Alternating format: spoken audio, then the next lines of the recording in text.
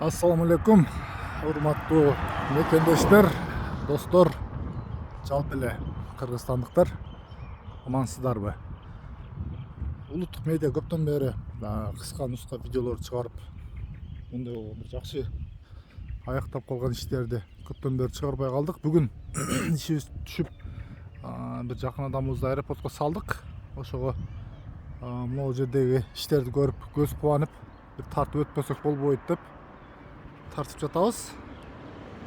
Колдоо иретинде бизге каттала элек болсоңуздар, катталып кетишиңиздерди суранып кетет элек жана лайк басып, ой пикир жазганды дагы унутпайбыз. Бул биз турган жер шаарга карап кеткен көчө. Сиздерге былтыр дагы тартып бергенбиз. Аябай кооз жер бул. Ондай болгон бактарактар 200-300 жыл мурда тигилген өтө эски дарактар. Ошого карабастан бир өтө сонун өзүнүн көркүн берип турат. Бул тарап болсо Ош эл аралык аэропорттор. Мен сиздерге көрсөтүп берейин деген жерим мына эч бир дүйнө жүзүндө эч бир мамлекетте мындай кандай десек музей сыяктуу бир экспонаттар, самолеттор, эч кандай бир ондай болгон сонун бир көрктүү аэропорт дүйнө жүзүндө мындай жер жок. Мен аны айтам. Анткени биз бир 7-8 мамлекеттин аэропортторун көргөнбүз, бирок мындай жерди эч кездештирген эмеспиз. Ондай болгон пальма дарактарын ушундай бир жасалгалап өздөрү алып келип жасашкан буну мондай жыгачтардан аябай окшоштуруп койгон чынында мынакей. Анан элдерге бул жерге бир кичи сейил бак дагы кылып койгон. Мынтип адамдар бирөөлөрдү күткөнү келсе же ушул жерде аэропортко келип самолеттерди күтө турган болсо, ушул жерде олтуруп кеңири маектешип, ондай болгон салкын отургучтар жасалып турган. Мындай таман таштарды караңыздар. Аябай кооз, өтө бир качественный дейби. Ушундай бир жакшы таман таштар коюлуптур. Мынакей. Эми бул жакында бүткөн. Кудайым буйрса, көп жылдар бою кызмат кылсын. Анан бир 5-6 айдан кийин ар жерлери эзилип, чукур болуп кетсе ал жакшы эмес. Мынакей бактарактардын түрү эгилген. Мондай болгон газондун үстүндө баспа деп жазуулар коюлган, эскертүүчү белгилер. Мондай болгон кранттар коюлуптур. Суу чачып бул жерди жашылдандырып турат. Арчалар, мондай болгон роза гүлдөр. Айтып берсең укмуш. Мынакей. Өтө сонун. Мына жер жамырдан сактабайт экен, бирок бир аз көлөкө берет экен. Бир аз көп эмес. Үстүн жаап кое берген эмес экен. Анткени Кыргызстанда жамыр жаайт, кар жаайт дегендей. Мынакей аябай сонун. Кээ бир адамдар барып алып Кыргызстанды салыштырып жүрүшөт. Мен эч бир мамлекетке Кыргызстан жерими, элими салыштыргым келбейт. Менин мамлекетим кандай болсо, мен үчүн ал Европадан дагы, Дубайдан дагы артык. Кандай болсо дагы. Анан мынау биз курактуу жигиттер, кыздар ушуларды краз деген жанагы оор жүк ташуучу КамАЗдары, ушуларды көрүп калсаңыздар керек. Илгери азыр эми бул ушинтип эстелик ушул жерлерде коюлуп калды. Урал деген Белоруссиядан чыккан болуш керек. Мондай болгон техникалык мүнөздөмөлөрү бар экен. Урал ушул немесин автобиографиясын бул жака жазып коюптур. Мынакей мына дагы. Булар эми эмнеге коюлуп турат десеңиздер, бул ошо бир кездерде аэропортто кызмат кылган булар. Мына машина Поттерге окшогон, Лабо окшогон. Мына булар эми жүк ташыган техникалык мүнөздөмөлөр жүктөө дейт. 1 тоннага дери жүк көтөрөт экен бул дагы. Мына жанагы рентгени. Жүктөр тапшырып, текшерип өткөзө турган тележкасы. Бир чекеден сиздерге тааныштырып өтө берели. Эмнелер коюлган, кандай даражада коюлган булар. Жашоодо мындай техникаларды көргөнсүздөрбү? Кыргызстандан бөлөк жакта дагы каяктарда көрүп жатасыздар? Кыргызстанга каяктардан салам жолдойсуздар? Комментарийден күтүп калабыз. Буну ошол эски боюнча алып чыгып туруп коюп койгон эмес. Буларды ошо бир аз краскалап, дөңгөлөктөрүн эки жагын карап, анан алып чыгып бул жакка койгон. Бул ошол илгери СССР маалында бир аз көрүп калдык окшойт. Кукурузный самолет деген ушул.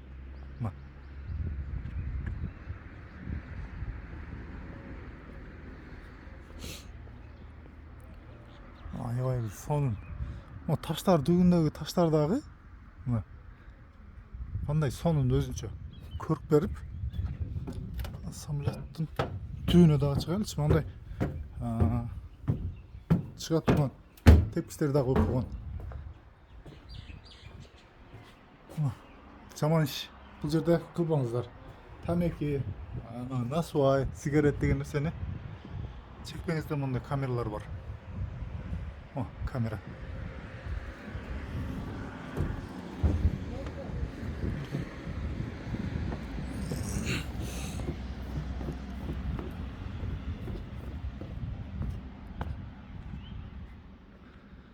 Аянты аябай кеңири.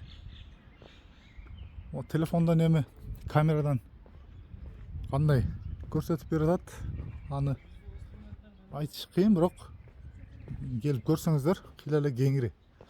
Аянты аябай чоң. Мындай болгон алдыларына фонтанга окшогон сууларды коюп берип, бала чаканы алып келгенде абайлайбыз.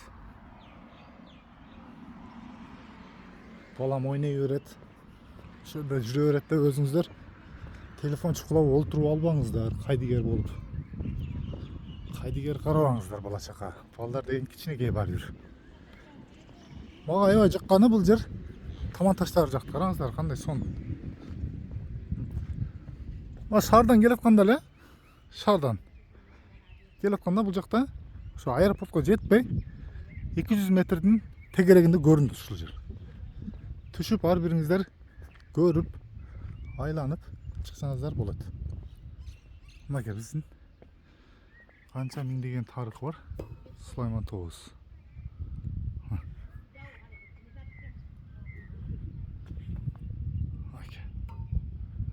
Аябай сонун. Музей.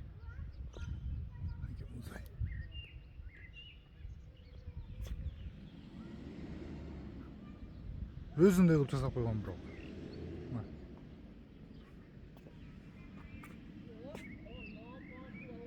Сулайман тоо дейт мынакей. Ошо түшүндүрмөлөрү, канча километр, канча метр, кая канча жылдан бери бул Сулайман тоо болуп аталат. Ошодон бери мынакей Улуу Жибек жолунан бери айкалыштырган мынакей. Өтө сонун. Мына түсү дагы ошо тоонун эле өзүндөй болуп түс чыгарган. Алтын светке окшогон.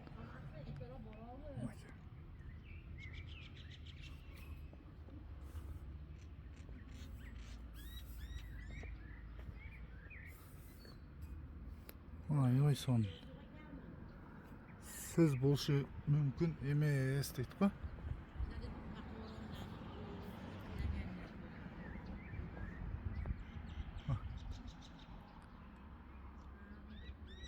Сулайман тоону аэропортко көчүрүп алып келип койгондой эле болуп калыптыр. Як-40 деген Россиянын самолету. Бунда аябай мындай өтө билимдүү адамдар чогултуп, караңыздар, эч бир жерде бир ачыкча немеси жок. Кошулган, алынган жерлери жок. Баллондорунан бери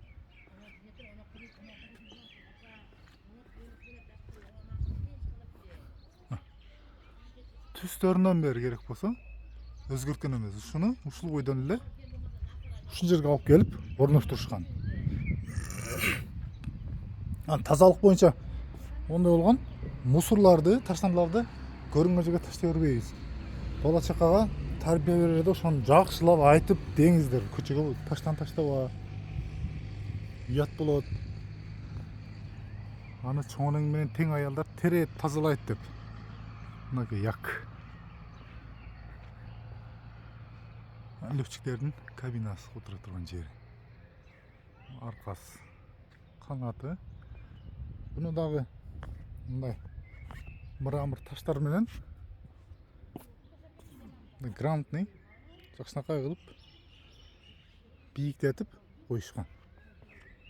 Таштар өзү эле канча турат, таш ар бир данасы. Анан ар бир жерде мен эң баалайм, ар бир жерде айтып кетем, мусорный урна. Мына таштан таштаган урналар ар бир жерде кездешет. Ошого да карабай, биздикилер ошого таштабай, ошону бир кычыкка же ушуга окшогон таза жерлерге алып барып таштайт. Ошону бала чакка үйрөтсөңүздөр. Мынакей. Бул көрүнүш ошол алыстан, аэропорт жактан көрүнүшү мынакей. Кичинекей экен, ичинде эчтеке деле жок деген адамдар үчүн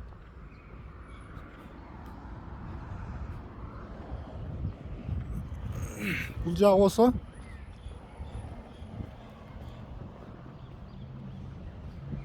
автоунаалар үчүн токтотуучу жайлар.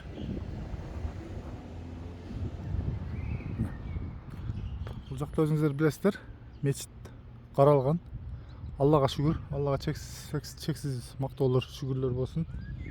Кыргызстаныбыздын ар бир шаар, айыл, тоо, чөл, кандай жер болбосун, Кыргызстанда эч кандай көйгөй жок биздин мечит боюнча.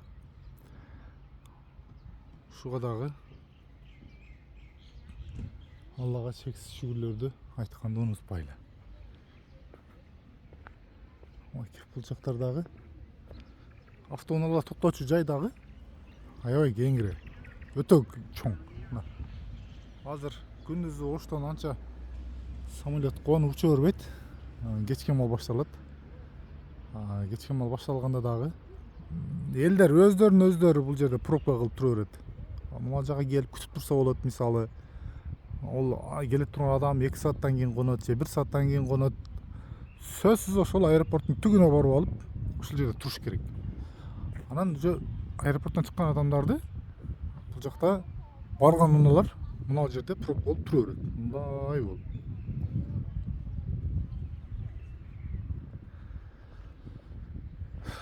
Ошондой туугандар, биз Ош шаарында аэропорттун тартип көргөзүп бердик.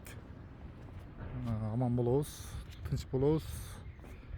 Бүгүнкү күнгө 28 апрель. Алыста жүргөн мекендештерге ордолуу Ош шаарыбыздан жалындуу саламдарды жолдойбуз. Кайсы жакта болсоңуздар дагы аман болуңуздар, бар болуңуздар. Мекенге ошол ойлогон ой максатыңыздарга жетип, аман эсен келиңиздер.